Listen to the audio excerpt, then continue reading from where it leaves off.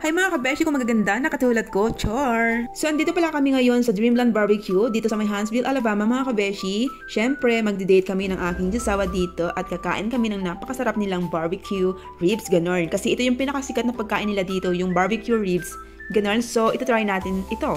Anyway mga kabeshi, we decided to get half slab with small basket of fries and then isang legendary sandwich. Mayroon din siyang kasamang fries. Tapos yung drinks namin is sweet tea. And then binigyan pala nila kami ng appetizer. Ito ay tinapay na may kasamang vinegar barbecue sauce, gano'n. And alam nyo ba nung unang tingin ko, akala ko ito ay isang peanut butter, hindi pala. Ayan, kung nakikita nyo, medyo kinilig ako dyan mga kabeshi. Kasi medyo maasim yung sauce. Malamang vinegar barbecue sauce nga, diba, Char? I thought this is peanut butter.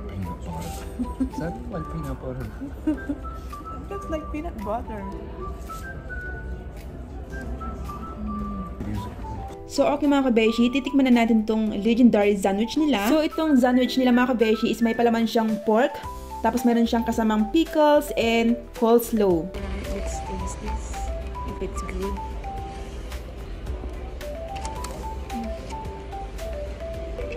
Sauce on it. OMG mga kabeshi, itong pork sandwich nila was so good. As in, ang sarap. Tapos super nagustuhan ko yung pickles. Tapos yung coleslaw nila, yung pickles ay hindi siya maasim. Medyo may pagka-sweet siya, ganun. Tapos yung chopped pork naman nila was so flavorful and juicy. Hindi siya dry. So this is super yes for me. So 10 out of 10 ito mga kabeshi. Ganun! So ngayon naman mga kabeshi, titikman na natin itong mainit-init na barbecue ribs nila. This is good with rice.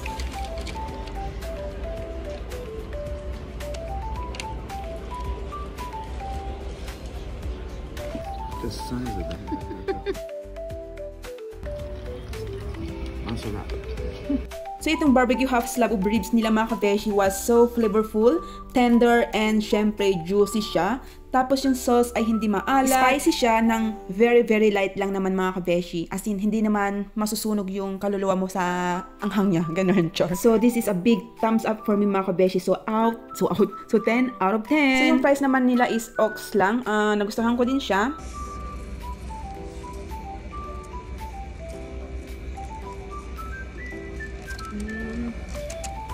Tapos yung sweet tea naman nila dito is nagustuhan ko, hindi matapang yung timpla nila. So yun para sa akin, worth it bumalik dito. So far, sa ibang nakainan kong barbecue restaurant, ito yung top 1 sa ngayon para sa akin. So kung nandito ka sa Alabama, try mo to.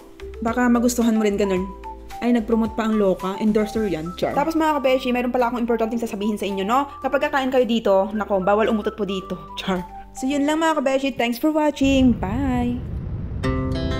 Our hearts beat to the city streets. We began to feel the fire.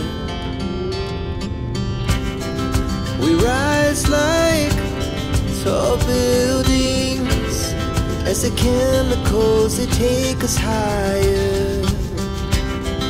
The night's young and it's just begun as she puts her hand in mine. We wanna chase the night.